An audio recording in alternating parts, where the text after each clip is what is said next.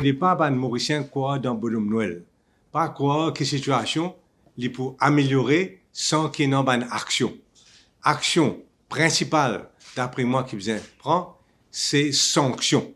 Sanction contre un ministre qui est responsable, pas un ministre qui ne fait mal donne, pas un ministre qui n'a interféré, mais aussi, moi, besoin d'y aller, sanction contre ce qu'on appelle un accounting officers, c'est-à-dire principalement un PS, un permanent secretaries, qui soit les autres influencés par les autres ministres, soit parce qu'ils ont plein de compétences ou fin gain laxisme, ou bien fin gain d'autres choses encore inacceptables, corruption même, fin laisse les situations empirer d'une telle façon que le directeur de l'audit bizarre reprend toute qualité critique des plus sévères à l'encontre du gouvernement mauricien. Donc, si nous ne prenons pas sanction, d'après moi, si continue comme ça, dans quelques années, la situation continue à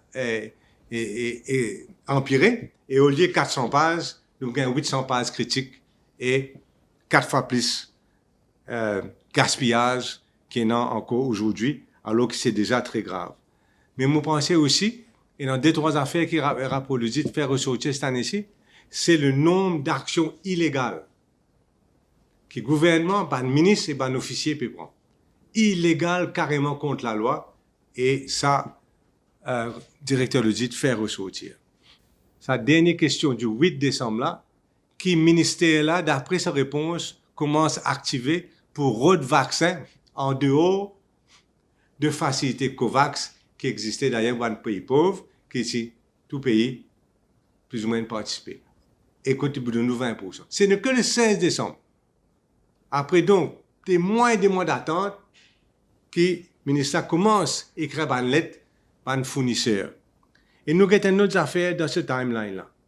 Ce n'est qu'en janvier qu'il commence à paniquer. Ce n'est qu'en janvier qu'il commence à activer pour débrouiller, mendier, gratter, supplier, toute qualité de lettre qu'il commence à écrire. Juste demande cela. Janvier, c'est demande cela.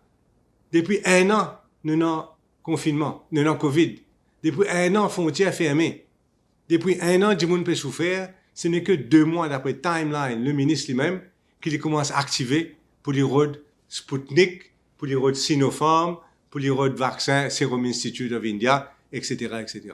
Le 4 février précisément, dans une fonction, de dire qu'il n'y a aucune urgence pour vacciner à l'île Maurice. Pas besoin de précipiter. Pendant Covid dans Maurice, pendant urgence, pas besoin. C'est un manque de prévoyance inacceptable de la part du gouvernement mauricien, alors qu'il est dans l'opposition depuis le 18 août, nous pouvons dire, les besoins prennent souvent une responsabilité. Donc, nous avons donc une négligence de la part du gouvernement pour commander un vaccin pour les Mauriciens. L'autre affaire aussi, je suis content de dire, et c'est peut-être ça fait plus grave qui finit arrivé, qui finit ressorti dans sa PNQ là.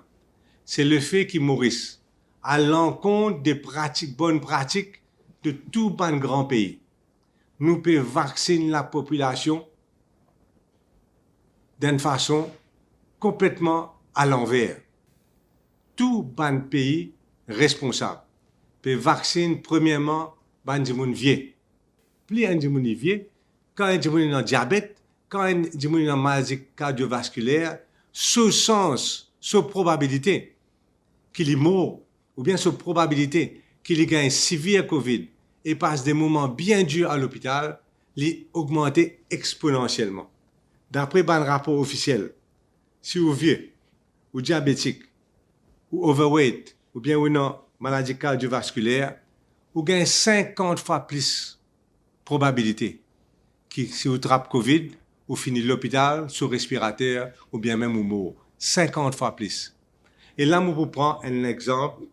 C'est qui sa fameuse docteur Go là qui le dit. La docteure Catherine Go a fait état de 2 cas qui inspirent des inquiétudes. Il s'agit d'un homme en provenance de Madagascar qui avait déjà des complications cardiaques et pulmonaires et d'une femme de 70 ans également dans un état précaire.